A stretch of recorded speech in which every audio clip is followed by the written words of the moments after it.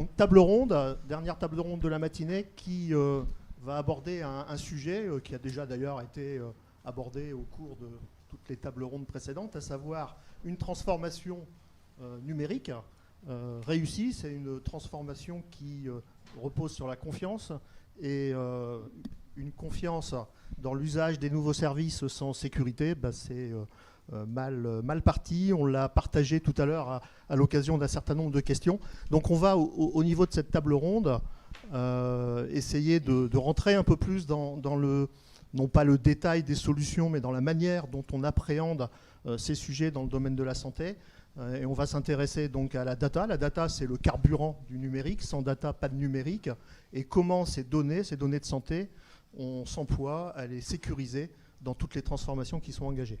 Donc pour débattre de ce sujet aujourd'hui autour de la table ronde, donc Dominique Pont, que je ne représenterai pas, qui a déjà participé à bon nombre de tables rondes ce matin, Marc Perrotto, qui est directeur général de la société WIDIP, qui travaille à offrir des services à des établissements de santé et dans le médico-social. Voilà.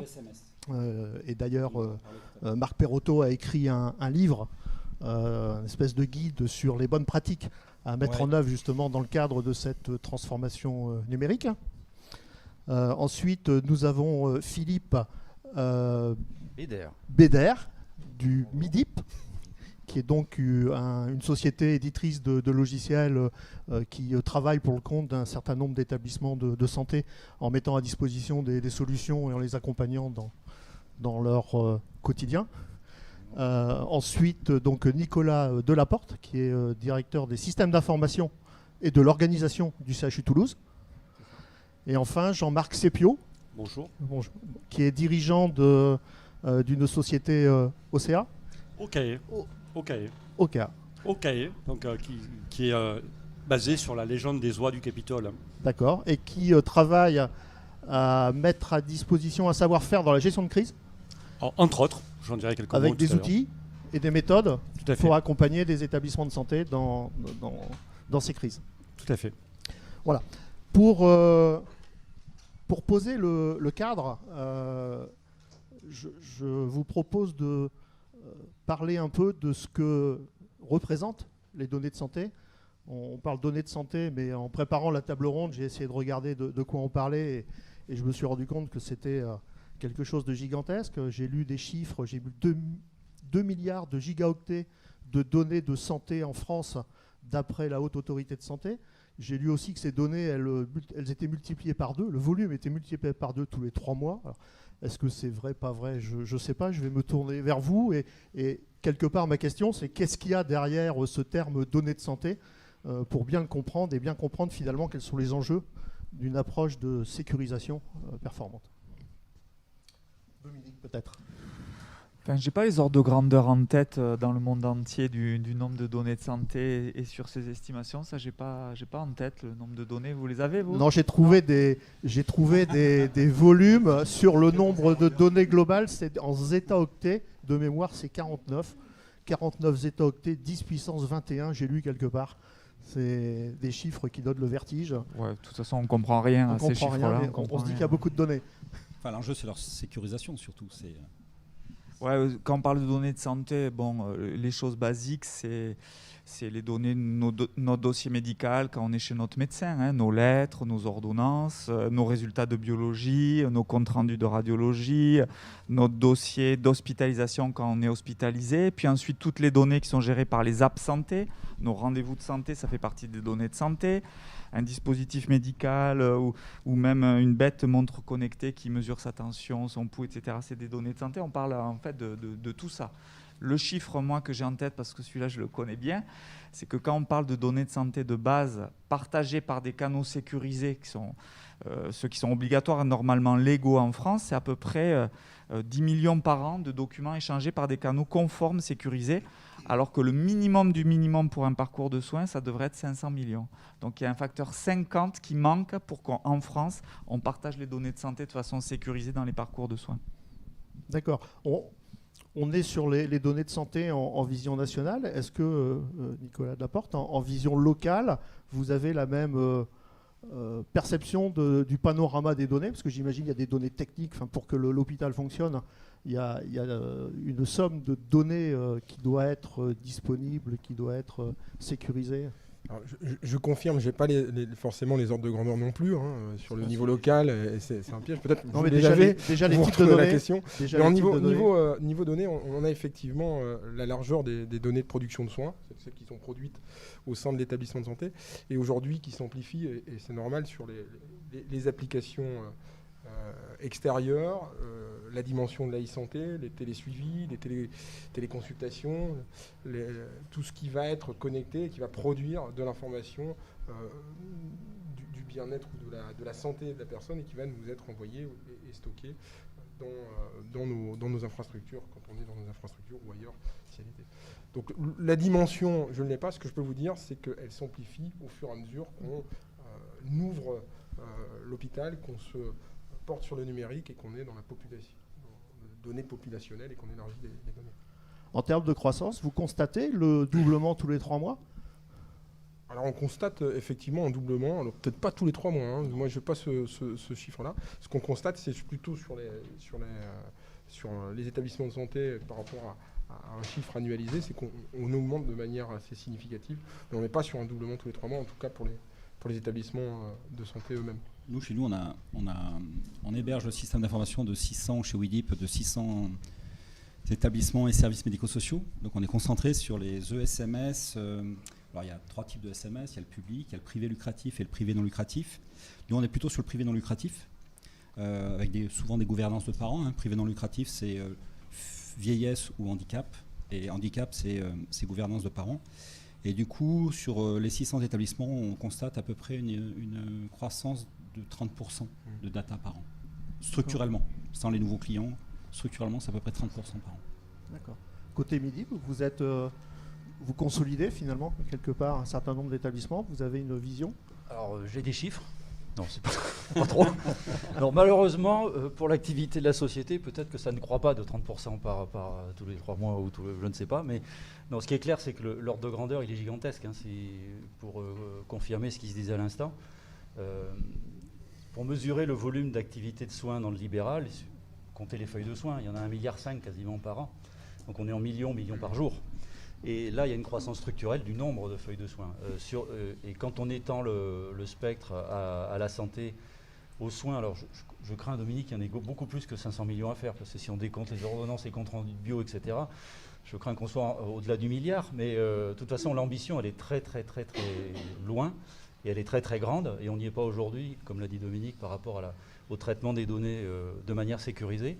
Ce qui joue beaucoup, certainement, sur l'augmentation du volume, c'est toutes les applications grand public. Ça citait Dominique, c'est-à-dire tous les objets connectés, etc., qui se diffusent de manière exponentielle. Et pour en venir à votre question sur les hôpitaux, notamment, il y a une croissance effectivement structurelle, parce que le périmètre du numérique est croissant. C'est-à-dire que ça gagne toutes les activités de l'hôpital. Il faut se souvenir ce que c'était l'informatique dans les hôpitaux ou les établissements de santé il y a 20, 30 ou 40 ans. Et c'est pas fini. Donc de toute façon, de manière structurelle, on est face à une croissance très très très rapide du volume de données et des considérations de sécurité associées. Parce que ces sujets-là, la sécurité, en fait, on peut le résumer de l'autre point de vue, c'est le gage de la confiance pour les professionnels et les patients que nous sommes. Et sans sécurité, on a un vrai risque de perdre cette confiance et donc d'avoir des échecs, ou en tout cas de ne pas tirer le plein parti du numérique. Merci. Pour éclairer peut-être la deuxième partie de cette table ronde sur la cybersécurité, si on parlait donc cybersécurité, c'est qu'il y a de la cybermalveillance qui, tout domaine confondu, explose ces dernières années. Dans le domaine de la santé, est-ce qu'on a entendu, là, la presse s'est fait l'écho ces dernières années, encore ces derniers jours, de faits de gloire de certains hackers. Qu'est-ce que c'est la partie visible de l'iceberg. Qu'est-ce qui au quotidien rythme vos projets, vos crises? En tout cas, ce qui est sûr, c'est que les gens, les professionnels qui travaillent dans le numérique en santé depuis toujours, ils savent qu'on est ultra vulnérable. Moi, j'étais directeur informatique d'un hôpital. Je savais que si un jour des hackers étaient déterminés, ils pouvaient casser mon hôpital. Et je sais que c'est l'état des lieux globalement de la santé en France. C'est-à-dire qu'aujourd'hui, il n'y avait pas eu ces 20 dernières années un vrai volontarisme politique pour dire c'est quand même des données de Français, quoi. C'est des données intimes. On doit mettre en place des systèmes de sécurité. Donc on sait qu'il y a eu un sous-investissement, mais énorme dans le secteur de la santé pour pouvoir vraiment sécuriser les données des gens. Et donc aujourd'hui, comme le sujet numérique et santé est devenu un sujet grand public, qu'on peut faire du fric sur le dark web avec des données de santé qu'on revend, avec des données personnelles, etc., forcément les attaques se multiplient. On a des chiffres au niveau de l'État, puisque je le suis, mais en fait c'est des chiffres qui ne sont jamais rendus publics, parce qu'en fait ça fragilise même le système. Mais ce que je peux vous dire, c'est qu'il y a une augmentation exponentielle du nombre de cyberattaques sur les hôpitaux aujourd'hui en France, avec structurellement une fragilité. Et donc on est un peu au pied du mur de dire qu'il va falloir investir quand même pour sécuriser tout ça, mais ça ne va pas se faire d'un claquement des doigts. Une vraie transformation de nos infrastructures, de nos habitudes, des choses toutes bêtes, mais aujourd'hui qu'une infirmière dans un hôpital sache qu'il ne faut pas cliquer sur une pièce jointe comme ça sans regarder, culturellement c'était pas dans la culture de tout le monde, et nos infrastructures en fait aujourd'hui dans les hôpitaux, elles sont un peu à la ramasse à plein d'endroits. Donc il y a un vrai enjeu pour notre pays en fait d'investir là-dedans pour sécuriser ces données de santé. Est-ce que quelqu'un veut compléter?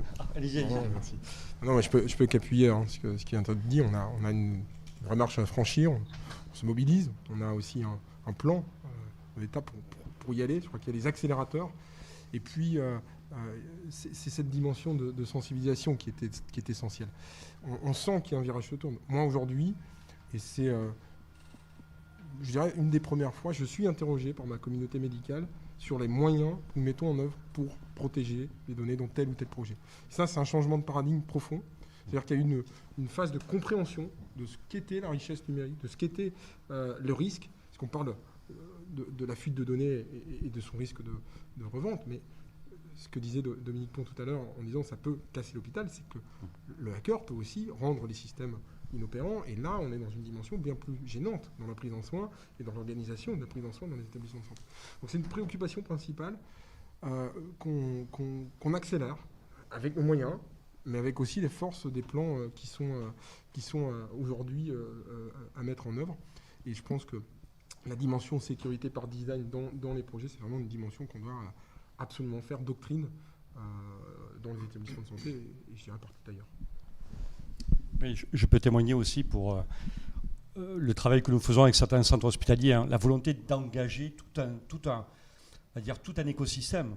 On parlait d'utilisateurs, d'infirmiers, de médecins, d'engager aussi les autorités, que sont l'ARS, l'ANSSI aussi dans la lutte. Et c'est vrai qu'aujourd'hui, la réflexion, on le voit aussi avec le niveau médical, qui aujourd'hui a un rôle à jouer, parce que quand on parle de cybercrise, ce n'est pas un problème uniquement technique, c'est un hôpital à réorganiser. Donc ça veut dire aussi réorganiser les services, avoir du personnel pour réorganiser les services, donc il y a une vraie difficulté.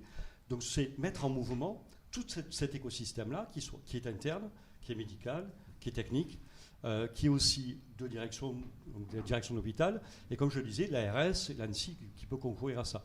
Et comme vous l'avez dit, moi je persiste aussi sur une chose, c'est que et ça il faudrait insister sur le fait que l'hôpital aussi c'est des systèmes très complexes, parce qu'on parle souvent d'Airbus ou d'autres, mais l'hôpital c'est beaucoup de serveurs, d'applications, beaucoup de systèmes interconnectés, d'accord ?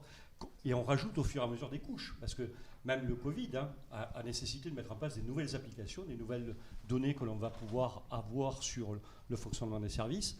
Et vous l'avez dit justement aussi, pendant cette guerre, pensant que derrière on allait laisser les acteurs de la santé donc à l'abri de ça, beaucoup d'acteurs se sont mis sur ces marchés-là. On a vu même des groupes de gangs, moi j'appelle ça des gangs, du ransomware, se spécialiser sur le secteur de la santé. D'ailleurs, les chiffres ont été donnés. À un moment donné, le secrétaire d'État sur le numérique avait parlé d'une attaque par semaine sur l'hôpital. Bon, c'était un chiffre, mais c'est vrai que quand on le voit avec les hôpitaux aujourd'hui, on continue. Même à la semaine dans laquelle on parle aussi, il y a encore des éléments d'information qui montrent que les hôpitaux ne sont pas à l'abri et qu'on essaye en permanence de pouvoir les attaquer. un témoignage là-dessus en tant qu'hébergeur de données de santé, puis ça fait partie de nos métiers. On a plusieurs centaines d'hôpitaux qui ont des systèmes d'information hébergés dans nos data centers. On me dira, pour l'instant, on n'a pas été victime d'attaque et on ne va sûrement pas fanfaronner, comme ça a été dit tout à l'heure. Surtout pas. On sait que ça va nous tomber dessus un jour, mais je peux vous assurer qu'on est attaqué en permanence. Mais en permanence. Et si on dézoome, bon, on peut citer le patron de l'ANSSI qui a dit que c'était une catastrophe, la sécurité des SI dans les hôpitaux et dans la santé. Alors je vais être un peu moins radical que lui, mais la réalité, c'est que certes, les hôpitaux ont bougé depuis des années et des années, parce qu'il y a eu des programmes publics pour les inciter, pour les financer. Il y a eu Hôpital Numérique, il y a le programme Open, il y a des instructions ministérielles, etc. etc. Mais ce qui a beaucoup joué depuis 18 mois, ce sont les incidents majeurs qu'il y a eu dans certaines structures. Et c'est le CHU de Rouen, c'est le CH à Villefranche-sur-Saône, c'est l'hôpital de Dax, et il y en a d'autres. Hein, on ne va pas tous les citer, ils ne sont pas tous publics. Voilà. Et ce qu'il faut noter, c'est que les hôpitaux, globalement, n'étaient pas préparés à des interruptions massives et totales et brutales et longues de leur système d'information. C'est-à-dire que concrètement, réflexe numéro 1, quand on est attaqué de manière massive, on coupe tout. Quand on coupe tout dans l'hôpital, parfois quand on a de la téléphonie sur IP, on n'a même plus de téléphone interne. Donc faire fonctionner un hôpital sans téléphone, c'est coton. Sans informatique, c'est très coton. Et très souvent, un hôpital avait des procédures dégradées pour faire face à un dysfonctionnement d'applicatifs d'une demi-journée, de 2 jours, de 3 jours, d'une semaine. Sauf que là, les systèmes, ils sont cassés. Et la seule façon de redémarrer, c'est de racheter des machines, racheter des serveurs, racheter des cœurs de réseau, réinstaller les applicatifs, récupérer les données, etc., etc. Ça prend un temps fou de remonter des systèmes comme ça. Et donc les hôpitaux et les structures se sont retrouvés sans système d'information pendant des durées très longues, des semaines et des mois. Et ces hôpitaux dont je parlais, on paye encore les pots cassés des mois après. Et ça, c'est nouveau. Et c'est ce que disait Dominique tout à l'heure. Il y a le problème de la confidentialité, mais il y a le problème de la rupture complète d'activité, le risque de perte d'activité. C'est l'obligation de transférer des patients dans d'autres hôpitaux parce qu'il faut continuer à les soigner. La perte d'activité, c'est également du revenu, mais c'est le vrai risque que ça fait peser sur la santé des patients. Puis un truc tout bête auquel on ne pense pas, il faut continuer de payer les gens. C'est tout bête, mais des hôpitaux, quand ça s'est arrêté, il fallait redémarrer, couper, machin. Ils nous ont dit, vous pouvez nous aider à faire la paye parce que là, on est planté, on n'a plus rien. Donc c'est bête ça, mais pouvoir faire une paye dans un hôpital et dans toute entreprise, c'est normal. Donc les hôpitaux n'étaient pas préparés à ça. Et ça, il y a une prise de conscience qui est majeure là-dessus. Il y a encore je peux vous renvoyer une interview et un article du DG du CHU de Bordeaux. Alors je suis désolé, c'est un Aquitain. Je ne sais pas si ça se fait en Occitanie de citer Bordeaux, mais je vais le faire quand même. C'est une des premières fois que j'entends un DG de CHU tenir un discours pareil. Et c'est vrai aussi des communautés médicales. Il y a une prise de conscience réelle du risque cyber sur l'activité et la pérennité des structures, avec les conséquences que ça a. Et donc, ça veut dire, enfin, j'allais dire, parce que quand on fait de la sécurité, on est content de voir les moyens attribués, enfin des moyens. Pour ceux qui ont connu la sécurité dans les hôpitaux, c'était des pouillèmes d'epsilon de ressources qui étaient associées à ça. Là, il y a enfin une dynamique majeure qui est enclenchée, qui va de pair avec les programmes nationaux sur le numérique, que la crise Covid, avec ces notions de dépendance au numérique, ont révélé. Enfin, vraiment, on est dans une dynamique malheureusement positive. Je dis malheureusement, mais aussi heureusement. Et là, on est vraiment, enfin, en tout cas, je l'espère, au début d'une nouvelle ère où il y aura des moyens et une vraie amélioration des conditions de sécurité des systèmes.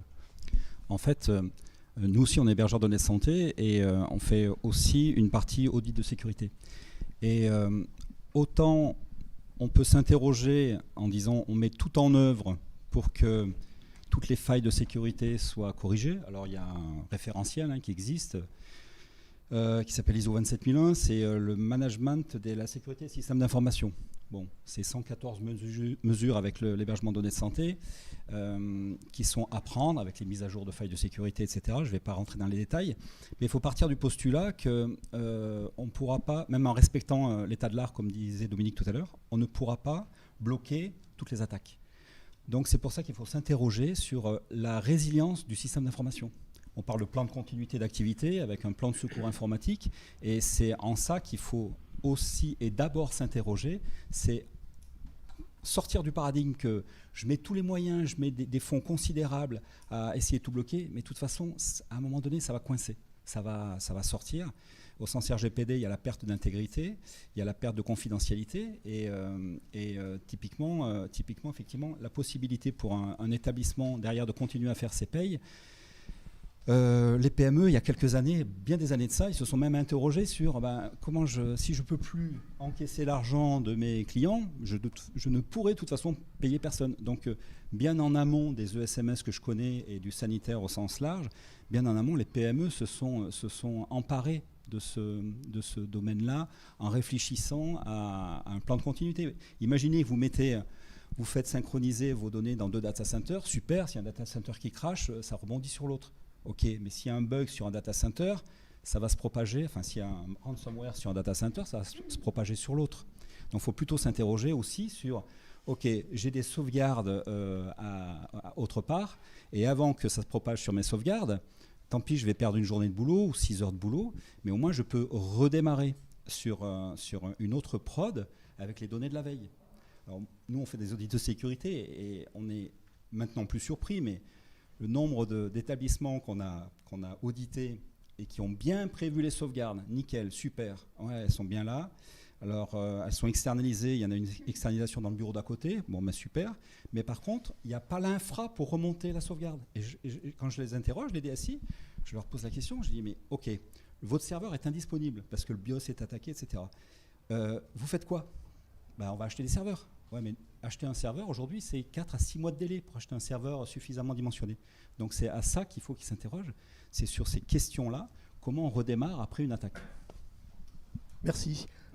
Merci pour avoir, je pense que le cadre des données de santé et de la cybersécurité, ça a permis, là, ces échanges, de l'éclairer un peu et de montrer combien le sujet est vaste. Il est plus vaste que l'accès finalement à la donnée, mais il y a aussi sa disponibilité, il y a sa cohérence, son intégrité, il y a la capacité à gérer une crise, la capacité à redémarrer après un sinistre, qui soit malveillant d'ailleurs ou éventuellement matériel. Mais les problématiques, je pense, sont quelque part les mêmes.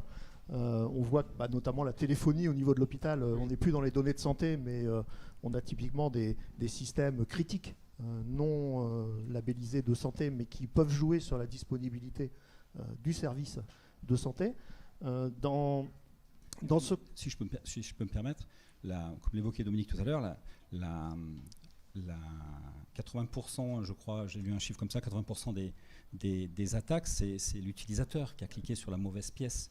Donc effectivement, il faut sensibiliser, ça fait partie du référentiel qu'a édicté la CNIL pour les ESMS. Enfin, la première mesure, c'est sensibiliser les utilisateurs. Et ça, bien évidemment, c'est pas assez fait. Le social engineering, c'est pas une attaque informatique. Moi, j'ai un établissement que j'ai audité, ils se sont fait détourner des centaines de milliers d'euros. Alors, on a audité leur messagerie, certes, les mots de passe n'étaient pas robustes, mais c'est pas passé par là. C'est simplement que la directrice financière était visible sur LinkedIn, le comptable payeur d'un ESAT était visible, leur banque était visible, et à un moment donné, le comptable payeur a été appelé par un faux banquier pour tester son boîtier pour faire des virements. Il a fait plusieurs virements de quelques dizaines de milliers d'euros au mauvais endroit, en Roumanie. Voilà. Et là, l'informatique n'y peut rien. Tout à fait. On a parlé ce matin d'En Marche 2022. On a abordé lors de la présentation de l'accélération d'En Marche cette dimension sécurité. J'ai noté que l'État se positionnait de manière très forte pour donner un cadre. Est-ce que vous pouvez, Dominique, nous donner un peu quelques détails sur ce que j'appelle gouvernance, sur cette manière de s'organiser entre les acteurs de santé pour que finalement toutes les transformations numériques engagées dans ce chantier s'articulent bien, s'organisent bien. On a parlé d'acteurs de la cybersécurité qui ne sont peut-être pas habituellement dans la e-santé. Je pense à la CNIL, je pense à l'ANSSI. Comment toute cette gouvernance de ce projet de transformation se met en place pour qu'entre le niveau national, le niveau régional et le niveau local, on soit au plus efficace des bonnes décisions et d'une bonne transformation. Bon, d'abord, le premier point, c'est qu'il y a eu enfin une prise de conscience politique sur ce sujet.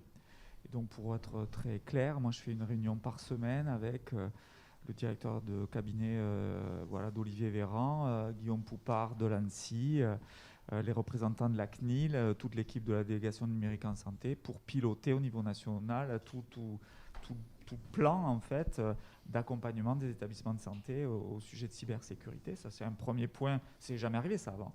Ensuite, derrière, il y a eu des moyens financiers, dans le cadre notamment du Ségur. Il y a une partie, le Ségur numérique, c'est 2 milliards qui vont être consacrés dans les 3 à 5 ans dans le secteur de la santé en France, santé numérique. Donc derrière ça, il y a des critères de sécurité qui vont être de plus en plus exigibles à tout le monde, avec de l'accompagnement.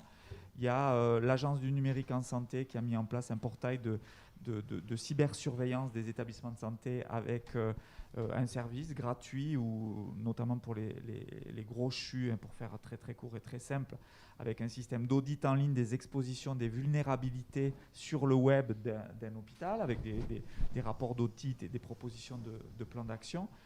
Et enfin, il y a une grosse partie d'accompagnement avec deux axes. Un premier axe, c'est que l'État se remet les mains dans le cambouis des infrastructures techniques numériques de partage des données de santé, avec une grande plateforme citoyenne sécurisée qu'on appelle Mon Espace Santé, qui sera une coffre-fort numérique, au moins pour que les données des citoyens en copie elles soient sur un lieu sécurisé, avec des infrastructures de messagerie sécurisée de santé, avec tout un tas de dispositifs où l'État en fait construit des plateformes numériques déjà sécurisées pour qu'au moins entre hôpitaux et entre professionnels les données circulent. Et dernier sujet, on n'arrête pas d'en parler, c'est le sujet d'acculturation et d'accompagnement, avec une campagne qui s'appelle Tous cybervigilants dans la santé, où voilà, des choses basiques. Est-ce que vous avez prévu un plan B si le réseau plante dans l'hôpital et que vous ne tuiez pas quelqu'un parce qu'en réanimation, il n'y a plus rien d'accessible? Comment vous faites pour avoir au moins à un endroit imprimé ou sur un PC déconnecté du réseau les données de santé de base pour continuer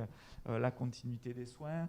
Est-ce que vous avez formé vos médecins à ce que ça ne soit pas des mots de passe pourris pour vous connecter sur les systèmes d'information? Est-ce que vous avez acculturé à l'usage du mail, etc.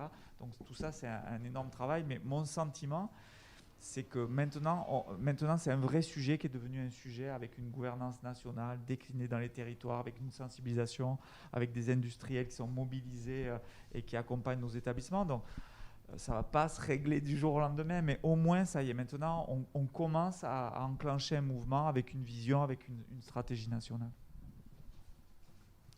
En vision locale, Nicolas, peut-être, est-ce que vous...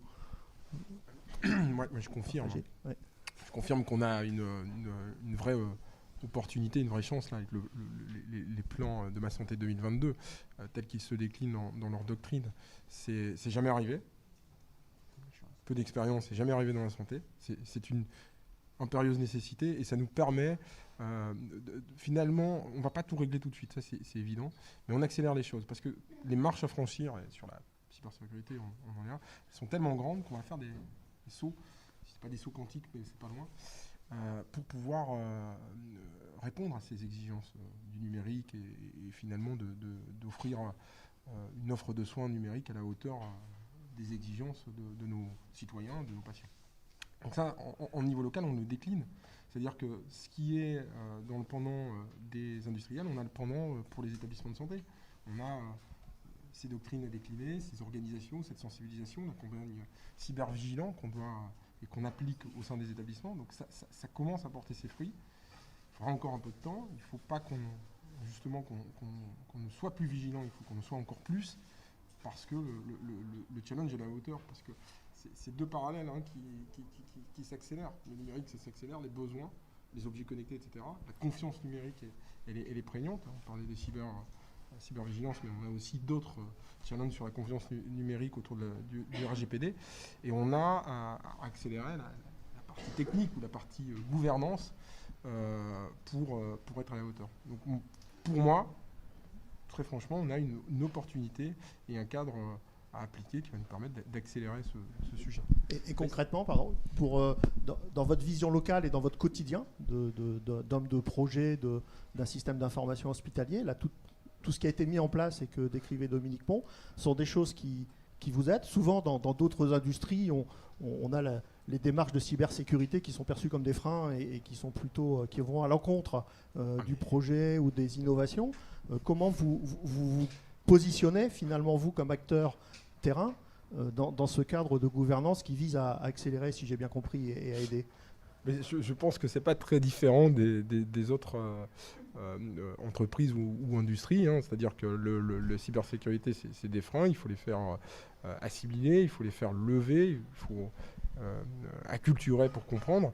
Donc au niveau local, vous vous demandez comment on décline. Ben, on a tous les outils qui ont été décrits. Et finalement, ça devient des outils du quotidien. Ça devient des réflexes pour ceux qui sont les sachants de la cybersécurité ou du numérique. Et ça devient aussi des points de repère. Et ça, c'est vraiment intéressant, des points de repère pour les soignants eux-mêmes. En tout cas, pour ceux qui ont à se confronter le plus au numérique. Donc, la déclinaison de ces outils, elle est vraiment opérationnelle, progressive et opérationnelle. Après, les freins, les mots de passe complexes, les difficultés liées à la sécurité, ils sont toujours là, ils sont toujours ressentis comme tels. On a quelques moyens techniques parfois pour essayer de soulager aussi nos opérateurs et nos soignants. Merci Nicolas. Je peux témoigner, alors, start-up locale, hein. On accompagne actuellement des centres hospitaliers dans le cadre du programme, donc, notamment Cybervigilant, et ils se servent d'ailleurs de l'opportunité parce que de ce programme pour lancer des exercices. Alors l'exercice, ça va être le moyen de pouvoir engager tous les acteurs de l'écosystème. En interne, les services numériques, la direction informatique, mais pas que, d'impliquer donc le médical, d'impliquer la direction, d'impliquer tout l'écosystème que sont les ARS et l'ANSSI, et à ce moment-là de se servir de l'exercice pour faire ces constats, mais pas uniquement faire un constat, parce que je veux parler de l'action positive qui est qu'est-ce qu'on en sort de ça. C'est-à-dire des plans d'action qui vont permettre de mobiliser à la fois l'utilisateur, parce que c'est la première ligne de défense, l'utilisateur, même si c'est la faille, c'est aussi la première ligne de défense. C'est celui qui remonte parfois l'information sur les dysfonctionnements que l'équipe technique ne voit pas, hein, parce qu'il ne faut pas penser que la solution sera que technique. On peut imaginer toutes les solutions du monde. Si on n'engage pas l'utilisateur, première ligne de défense, et j'allais dire l'équipe de réponse qui est la dernière ligne de défense, hein, cette équipe de réponse qui est à la fois les services informatiques, les équipes techniques, mais pas que, je dis bien, l'équipe médicale, mais aussi la direction, et tout l'écosystème que sont les ARS et l'ANSSI. C'est ça qu'aujourd'hui on essaie de faire avec un certain nombre de centres hospitaliers, que certains centres hospitaliers font aujourd'hui, parce que il faut mettre, et moi j'aime bien le terme de cyber-engagement, il faut engager aujourd'hui toutes les ressources. On ne gagnera pas la guerre parce qu'on va s'armer, parce qu'on aura tous les moyens techniques. Ben oui, les moyens techniques ne suffiront pas. Il faut engager tous les acteurs et que tous les acteurs aussi partagent, et moi je rejoins ce que disait M. Delaporte, hein, il faut engager plus largement, que tout le monde comprenne l'enjeu. Il y a une compréhension aujourd'hui des enjeux par rapport à l'État, aux services, à l'écosystème, mais il faut, à l'interne de l'hôpital, hein, Dominique Paul le disait, il faut aussi engager les personnes, qui sont les infirmiers, les médecins et tout le personnel de support ou le personnel technique. Merci. Philippe, vous vouliez intervenir ? Oui. Moi, j'insisterai sur ce qu'a dit Dominique et M. Delaporte. C'est vraiment cette notion d'approche globale. On parlait de mon espace santé tout à l'heure. Ça va fonctionner parce qu'enfin, je vais être positif, hein, ça va fonctionner, Dominique, j'en suis sûr, parce qu'enfin, on a, dans une approche systémique, tous les acteurs qui sont au rendez-vous, qui sont mobilisés et qui doivent aller dans le même sens. Ça va de la régulation à l'utilisateur lambda et professionnel. Là, il y a la dimension éditeur, fournisseur, il y a la dimension économique, rémunération des actes, etc. etc. Ça, c'est mon espace santé. Quelque part, dans la sécurité, c'est pareil. Enfin, on va sortir, je vais être un peu dur peut-être, mais le sentiment que jusqu'à présent, on exposait beaucoup ces sujets de RGPD, informatique et liberté, parce que le règlement, qui est un vrai progrès, hein, au niveau européen, est sorti. Mais c'est peut-être notre histoire franco-française avec la CNIL, la loi de 78, très attachée à la protection de la vie privée, à la donnée personnelle, etc. Ça a été ça vraiment le point d'attention dans les dernières années, avant les dernières crises sécurité qu'on a eues. Et à titre personnel, moi j'y croyais beaucoup, comme levier de l'évolution dans les structures sanitaires, notamment les hôpitaux. Parce que je me disais, cette obligation de conformité, ça va faire que ça va bouger. Bon. Assez moyen comme résultat. Et au final, mais non, pas nul, on ne peut pas dire ça, mais globalement moyen. Il y avait plein de petites choses de fait, grâce à Open, etc. Il y a eu des choses de fait. Mais là, il y a une dimension systémique nouvelle, réelle. Et dans le systémique, il y a l'incitation, il y a l'appui des pouvoirs publics. L'ANSSI a appuyé, y compris avec des moyens d'intervention sous-traités de manière massive face à des crises, et ça c'est nouveau. A posé un cadre avec l'ensemble des pouvoirs publics, le fait que les hôpitaux supportent GHT soient OSE, enfin, il y a un certain nombre de normes qui sont posées, et ça fait sérieusement monter le niveau, et ça va faire sérieusement monter le niveau dans les hôpitaux. Il ne faut pas oublier qu'il n'y a pas que les hôpitaux. Mais si je prends ma casquette maintenant de fournisseur, imaginez aussi la complexité, on disait que ça va prendre du temps. On a des logiciels qui ont 20, 25, 30 ans. Donc ceux-là, avant, ils étaient sauvés par le fait que les systèmes d'information hospitaliers, ils étaient fermés. Donc c'était pratique. Par définition, ils n'étaient pas ouverts à l'extérieur. Donc quelque part, ils étaient protégés.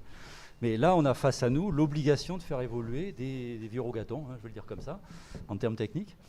Donc ça va être un très long chemin. C'est sûr qu'aujourd'hui, quand on lance une nouvelle application, c'est audit de code, c'est conformité RGPD, c'est le privacy by design, comme on dit, c'est test d'intrusion avant la mise en production, etc., etc. Donc ça, on le fait.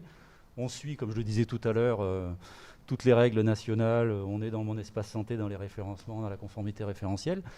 Donc c'est un exemple d'une contribution d'un des acteurs à ce mouvement global. Mais on voit bien qu'on est vraiment face à une transformation et des changements de culture des utilisateurs, de comportement de nous, patients, et des professionnels, de tous les utilisateurs.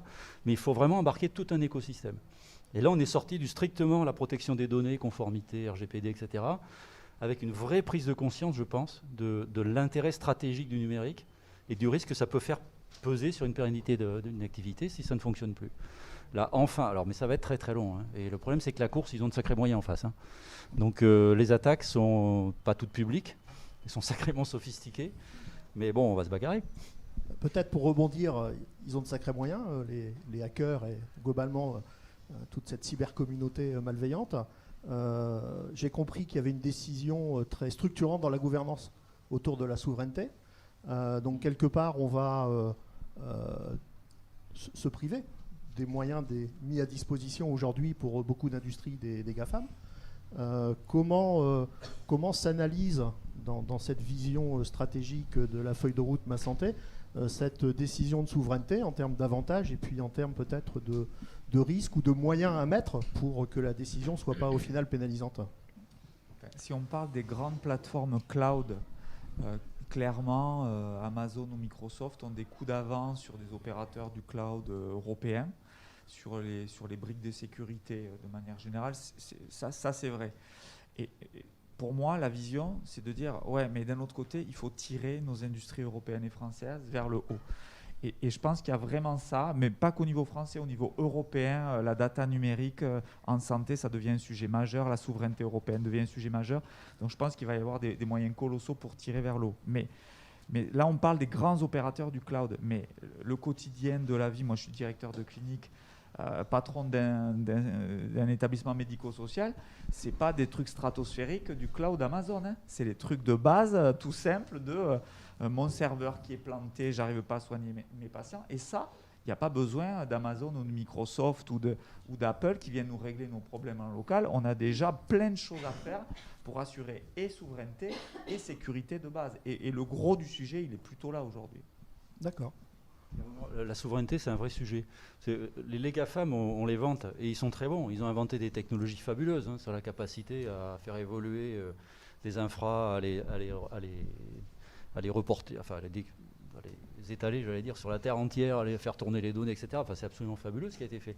Mais ils ont généré un fric monstrueux sur la vente des données personnelles des individus de la terre entière.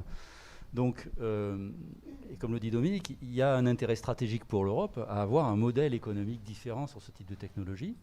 Ça ne va pas se faire en un jour, le RGPD y comprend, ça fait partie du jeu, mais alors il y aurait d'autres choses à faire en termes de directives, de règlements, de lois, de machin. Mais très concrètement, on a plein d'acteurs qui savent faire. J'ai arrêté de faire la pub pour le MIPI, mais on sait faire plein de choses très très bien.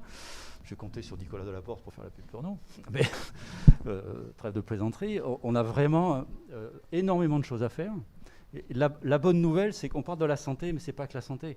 Vous avez peut-être vu, la semaine dernière a été publiée une circulaire du Premier ministre sur la compatibilité d'Office 365 avec la stratégie du cloud au centre, etc. Et de dire à ces administrations et à ces ministères, plus de projets dans Office 365, tel qu'il est aujourd'hui, en laissant quelques portes ouvertes, je la fais courte. Mais on voit bien qu'il y a une volonté, et je prends une prise de conscience qui n'est pas spécifique à la santé, mais en tout cas des pouvoirs publics, de mettre en avant ce sujet qu'est la souveraineté.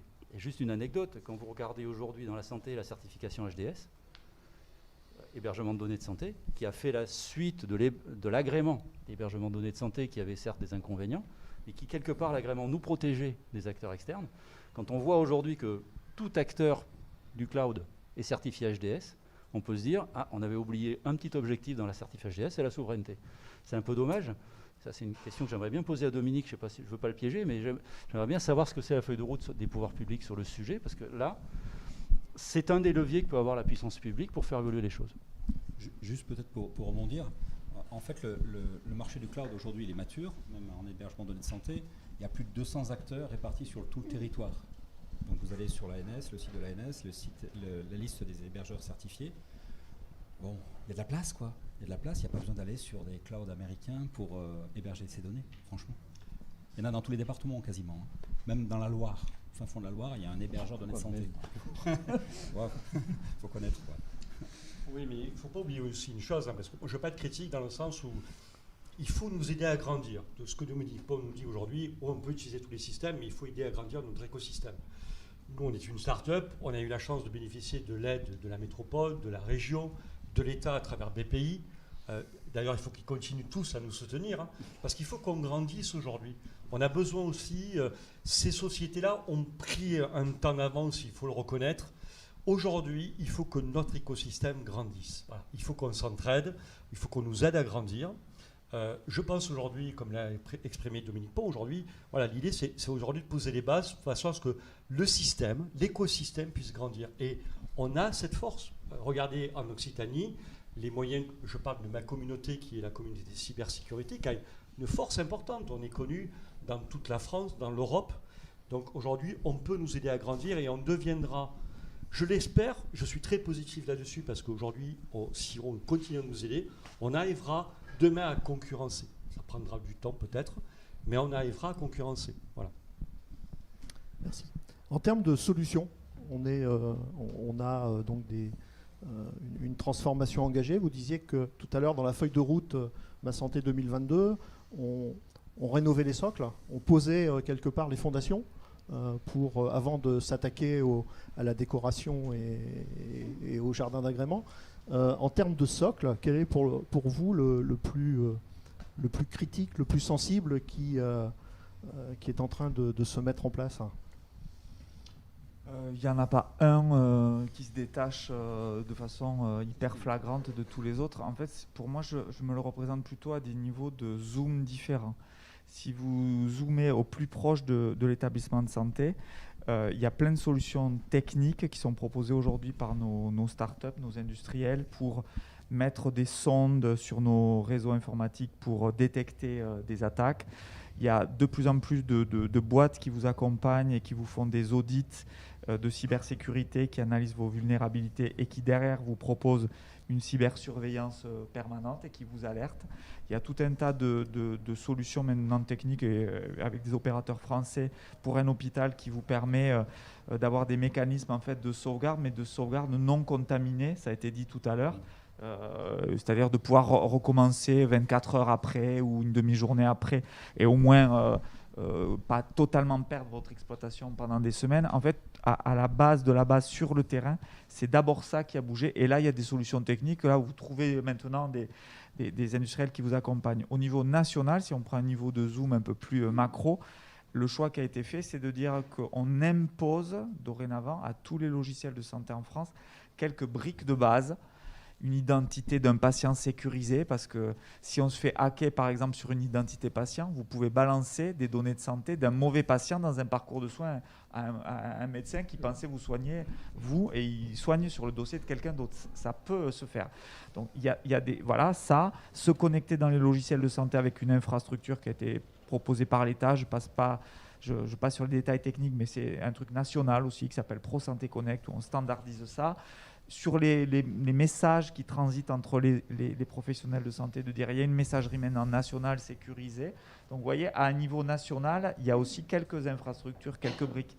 Mais si vous projetez dans quelque chose du niveau de l'ambition de notre pays en la matière, on est, je veux dire, si on devait gravir un col à 1000 mètres, on est sur les 100 premiers mètres de montée pour l'instant. C'est ça en fait dont il faut se rendre compte. Mais au moins, on a une vision du sommet, on avance ensemble, on est encordés les uns aux autres, on a une feuille de route claire et on a commencé à se mettre en mouvement sur les 100 premiers mètres d'altitude. Voilà à peu près la façon dont je me le représente. D'accord. Vous parlez de de systèmes d'identification. On a d'autres systèmes en France aujourd'hui, je pense à France Connect ou je pense à l'identité numérique que La Poste pousse ou d'autres. En fait, justement, ça, c'est vachement intéressant parce que vous avez un référentiel européen qui s'appelle le référentiel IDAS, qui définit des niveaux 1, 2, 3. Voilà. Et en fait, France Connect aujourd'hui va basculer en niveau ce qu'on appelle substantiel pour permettre d'être un référentiel, en fait, ce qu'on appelle un fédérateur d'identité avec un bon niveau de sécurité. Vous avez La Poste, vous avez Mobile Orange Connect qui propose des dispositifs. Vous aurez bientôt la e-carte vitale distribuée à tous les Français sur les smartphones qui permettra aussi de se connecter sur des applications de santé de façon sécurisée. Et côté professionnel de santé, on passe des cartes qu'on appelle les cartes du professionnel de santé CPS, carte professionnelle de santé, à des ICPS qui permettent en fait des usages, notamment en mobilité, pour éviter un mot de passe idiot quand on se connecte. Donc, ouais, le niveau monte et avec des infras nationales, européennes, avec des référentiels européens, etc. Donc c'est pour ça que moi je pense que c'est la bonne trajectoire.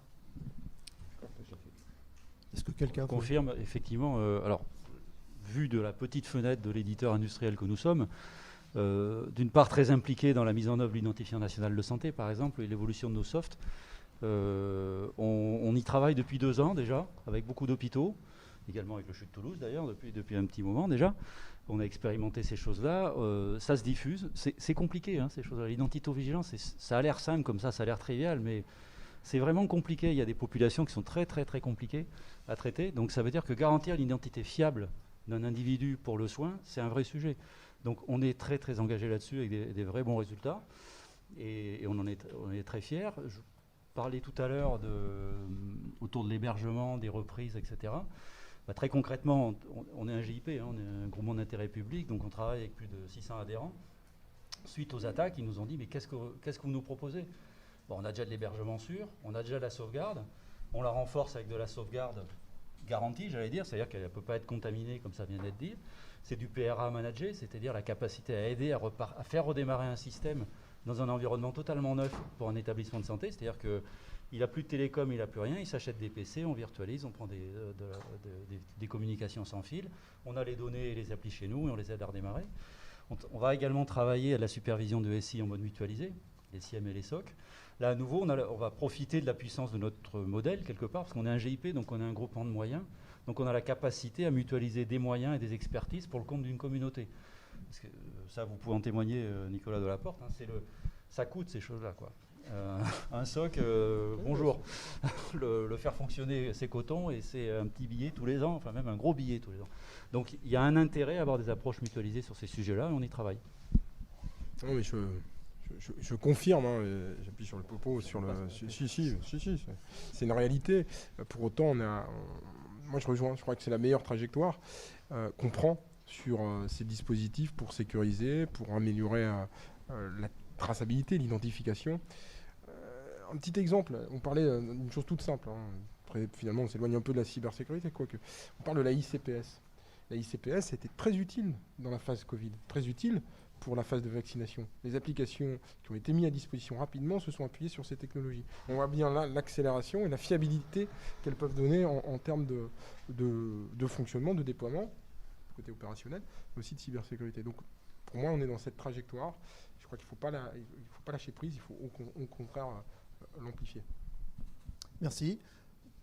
Marc Perrotto, peut-être par rapport à vos clients un peu différents, peut-être un peu différents et sous-équipés. Ouais. C'est peut-être pour ça qu'ils n'ont pas été trop attaqués, parce que sous-équipés. Mais heureusement, les 600 millions d'euros vont faire du bien.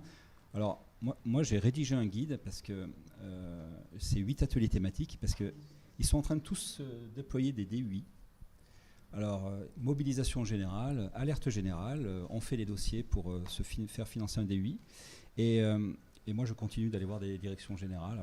J'étais en Isère il n'y a pas très longtemps. Ils ont déployé un DUI en juin, plus de 100 établissements, et puis c'est en prod, et puis ils se disent, ça ne fonctionne pas. En fait, on a formé tout le monde et ça ne fonctionne pas.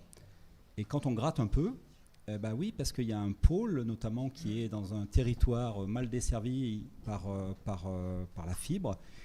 Il est resté sous-équipé en termes de réseau. Donc ils ont pensé des UI, ils ont pensé la décoration, on va le dire comme ça, Ils n'ont pas pensé aux gros œuvres. Le gros œuvre, c'est quoi? Oui, on vient d'en parler, c'est de l'hébergement robuste. Bon, ça, c'est une chose. Mais le réseau, on fait comment dans un établissement, un foyer d'accueil médicalisé, quand on n'a pas de fibre et que, alors, ne parlons même pas des résidents ou des, comment on appelle dans ce métier, les bénéficiaires. Pour avoir accès à Internet, aujourd'hui, c'est très, très, très sous-équipé. Mais également, les professionnels ne pensent pas toujours à bâtir les bonnes fondations pour accéder au logiciel. Mais la tendance est bonne.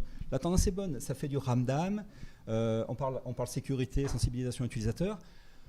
Avant, quand on faisait changer les mots de passe aux utilisateurs au bout de 3 mois, mais j'avais l'appel du DG de l'association qui me disait oh, vous êtes fous, quoi. Vous êtes fous. Et là, enfin, on est moins fous.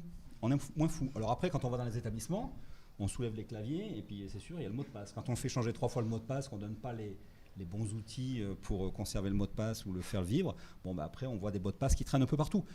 Après, voilà, ça va rentrer dans les mœurs. Et puis les générations qui viennent poussent les générations qui sont pas nées avec l'informatique. Dans les ESMS, beaucoup de directions générales, ils sont pas nés avec l'informatique. Donc, par exemple, moi, ce qui me choque également, c'est qu'en termes de gouvernance, dans des grosses associations, alors nous, on adresse des associations qui vont aller jusqu'à une centaine d'établissements. Après, les ESMS comme l'APF, Fondation Auteuil, tout ça, ils ont des services informatiques structurés. Mais dans ces petites associations du secteur non lucratif, la problématique, c'est qu'ils n'ont pas de service informatique pour diffuser le bon message. Et du coup, il n'y a pas de DSI, et du coup, il n'y a personne au comité de direction pour relayer les messages aux autres directeurs.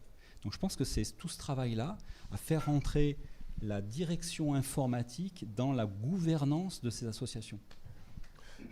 Juste, moi, je compléterai sur la partie SMS, qui est un peu en dehors de mon périmètre, mais qui correspond à une de mes casquettes auprès de l'Agence nationale appui à performance en tant qu'expert numérique santé. On a un très bon travail, la NAP. On a un gros travail de la NAP sur la partie ESMS et montée en puissance du numérique.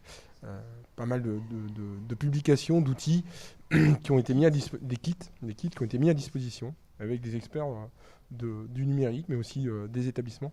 Je pense que ce que je veux dire par là, c'est qu'on a une vraie préoccupation nationale et de l'ensemble des gouvernances au niveau national pour monter en numérique. Et sur la partie ESMS aussi, les choses bougent, et bougent avec des doctrines qui sont en train de se fixer. Merci. Je propose, il nous reste 5 minutes, s'il y a des questions dans la salle pour les participants. Vous avez faim, c'est ça? On va rester un peu plus.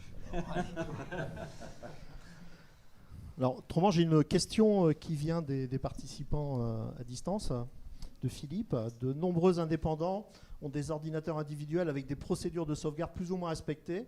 La solution, délocaliser les logiciels et privilégier les clouds. Pas forcément. Quelles caractéristiques doivent respecter ces serveurs vis-à-vis de données très sensibles? Pour qui cette question? Sur l'hébergement de données de santé, strictement déjà, il faut être certifié HDS aujourd'hui pour être capable d'héberger des données de santé. Après, si je veux revenir plus concrètement à la question, il y a quantité de guides, y compris à destination de PME, d'indépendants, de sociétés, qui sont publiés par les autorités et de longue date. L'ANSSI a publié un très très bon guide, c'est les guides d'hygiène informatique. Alors c'est un terme un peu ANSSI, quoi. Voilà, ça fait un peu bizarre, mais voilà, j'ai toujours appelé ça, moi, les bonnes recettes de cuisine à appliquer pour sécuriser son système d'information. Même quand on n'est pas un expert, ISO, machin, tout ça. C'est que du bon sens, entre guillemets. Quand on le voit, on se dit oui, c'est évident, sauf qu'il y a quand même 40 mesures à appliquer, et tout à coup, c'est un peu compliqué. Et quand on commence à rentrer dans le détail, ça peut devenir franchement compliqué à appliquer. Mais à la base, c'est de l'hygiène, quelque part. Ils le disent, le terme est bon, selon moi. Il est super bon, ce terme. Et il faut appliquer à nouveau des bonnes pratiques. Donc il faut s'y former déjà. Donc il y a un vrai sujet, c'est comment tout acteur, quel qu'il soit, a connaissance de ces bonnes pratiques. On pourrait commencer par l'éducation. J'ai vu qu'il y avait plein de gens du lycée Ozen tout à l'heure. Je ne sais pas s'ils sont encore là. Mais on pourrait commencer dans des classes relativement jeunes et continuer dans les études, etc. Dans la formation professionnelle, dans l'accompagnement de toute la population, y compris les exclus du numérique. Il va falloir former tout le monde à des bonnes pratiques de ce type-là. Et puis, quand on est professionnel, il faut faire appel à des services de professionnels avec des contrats rédigés proprement, etc. Et là, ça aussi, ça fait partie de l'éducation de l'acheteur professionnel. Et puis en médecine, on utilise beaucoup de protocoles. L'informatique, c'est des protocoles. Hein.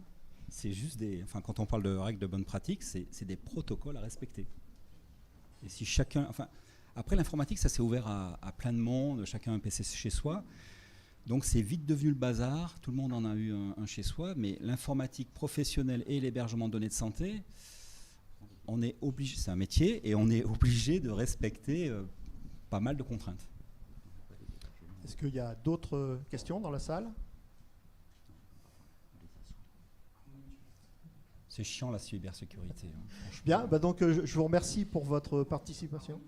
Mais avant, voilà, donc je vais terminer cette table ronde et puis passer la parole donc à Madame Sahuc d'Harmonie Mutuelle. Ensuite, vous aurez cet après-midi à 14h les ateliers citoyens et retour d'expérience, Mon Espace Santé, et à 15h45 les ateliers animés par OCAE sur la gestion d'une crise cyber. Voilà, merci encore. Merci à vous. Merci.